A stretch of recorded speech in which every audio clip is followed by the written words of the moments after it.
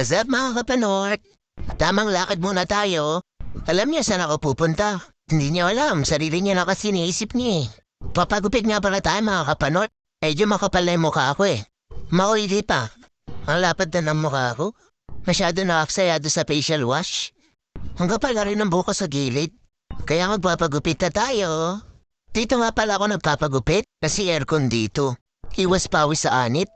Tapos idol pa yung nagugupit. Member ko rin yan, si Supremo. Ito nga pala yung pangalan ng barbershop. Ayan na, ako naman gugupitan. Video muna tayo, Lodi Cakes. Sinabihan ko nga pala siya dito. Sa gilid lang yung bawasan. Kasi hindi na kailangan bawasan yung taas. Marunong na yun magkusa. Minsan nga hindi na nagpapaalam yan eh. Unti-unti na silang nawawala. Malaling nga pala magupit yan si Lodi North. Kaya dito ako lagi nagpapagupit. May i-share nga pala ako sa inyo. Alam niyo bang gumagamit ako ng hair grower? Kaso hindi effective eh.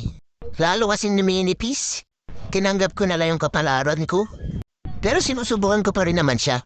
Sa kilay ko nga lang nilalagay. Baka sakali humaba kilay ko. May pantakip na ako sa noo ko. O diba multi-purpose?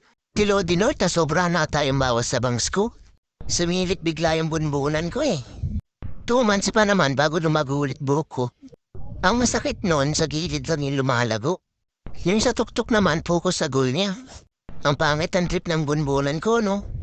Tapos na pala gupitan. Ang ganda ng gupit ka sa gilid. Siyempre, magpapasalamat tayo kay Lodi North. O, diba ganda ng gupit ko? J-Queen Kamitsuro. Diba kamukha? O, sige na, bahala na kayo dyan. Hanggang sa muli, paalam!